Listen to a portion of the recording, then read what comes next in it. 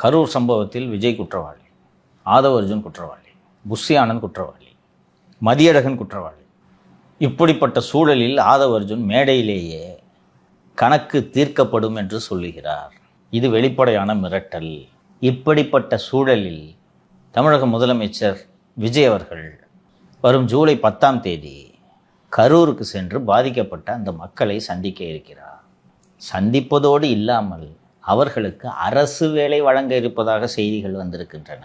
இதற்கு முன்னரே வேற 20 லட்சம் வேற கொடுத்துருக்குறாங்க. அந்த பாதிக்கப்பட்ட குடும்பத்தினர் அத்தனை பேரும் இந்த வழக்கில் முக்கியமான சாட்சிகள். இந்த சாட்சிகளுக்கு அரசு வேலை வழங்குவது என்பது கிட்டத்தட்ட லஞ்சம் கொடுப்பது போல. அவர்களுக்கு அரசு வேலை கொடுப்பதில் எங்களுக்கு ஆட்சேபனை இல்லை. ஆனால் வழக்கு விசாரணை முடியும் வரை விஜய் அவர்கள் அந்த சாட்சிகளை சந்திப்பதையோ அவர்களிடம் உரையாடுவதையோ அரசு வேலை வழங்குவதையோ தடை செய்ய வேண்டும். அதுவும் இல்லாமல் இந்த வழக்கு தொடர்புடையவர் கரூர் சம்பவத்தை பற்றி பேசக்கூடாது. ரொம்ப இன்டெலிஜென்ட்டான பெட்டிஷன். இந்த ஆதவ் அர்ஜுனாவை என்னதான் பண்ணுறதுன்னு எனக்கு உள்ளபடியே தெரியல. இங்கே வர்றது கரூர்லேருந்து ஒரு விஜயபாஸ்கர், புதுக்கோட்டையிலேருந்து ஒரு விஜயபாஸ்கர். அவங்க 2 பேரும் அவங்க அடிமைங்க. எங்கே போகிறாங்க? சினிமா ஹீரோ விஜயே பஞ்ச் டைலாக்லாம் பேசாமல் அமைதியாக இருக்காது. நீ ஏன் பஞ்ச் டைலாக் பேசுகிற? இன்னொன்று, அங்கே பஞ்ச் டைலாக் பேச வேண்டிய தேவை என்னையா இருக்குது? எதுக்கு பஞ்ச் டைலாக்கு?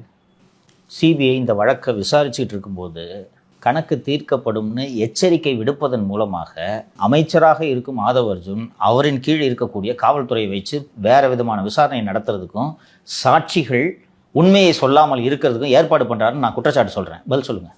அந்த சம்பவத்துக்கு விஜய் ஒரு வகையில் காரணம், அல்லது ஆதவ் அர்ஜுன் ஒரு வகையில் காரணம். அந்த உண்மையை அந்த பாதிக்கப்பட்ட மக்கள் சொல்லிடக்கூடாதுன்றதுக்காக லஞ்சமாக நீங்கள் இந்த அரசு வேலையை கொடுக்குறீங்கன்ட்டு சார்ஜ் பண்ணால் என்ன பதில் சொல்லுங்கள்? அதான் பண்ணுறாங்களே. பண்ணிட்டாங்களா? இதுக்கு இடம் கொடுக்கலாமா? இன்னொன்று, இந்த விஷயத்தை கோர்ட்டும் கன்சிடர் பண்ணுற மாதிரி இருக்குது. போதுமா?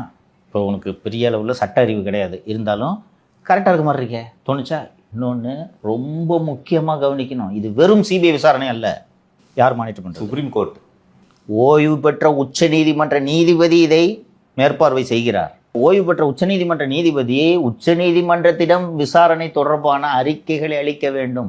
அப்படி உச்சநீதிமன்றம் நேரடியாக மேற்பார்வை செய்யும் ஒரு வழக்கு தொடர்பாக இப்படி பேசலாமா? இப்போ பேசி பஞ்சாயத்து பேசிட்டீங்க, கரூரில் ஒரு கணக்கு தக்க வேண்டியது இருக்குன்னு. என்ன சார் அடைஞ்சிங்க? உங்கள் அரசு ஒரு நெருக்கடியான நிலையில் இயங்கி கொண்டிருக்கிறது. நாற்காலியில் 3 கால்கள் தான் உங்களுக்கு இருக்கின்றன இல்லையா? அதை சரி பண்ணுறதுக்கான முயற்சிகளில் நீங்கள் ஈடுபட்டுருக்கீங்க. இந்த நேரத்தில் இது அவசியமா?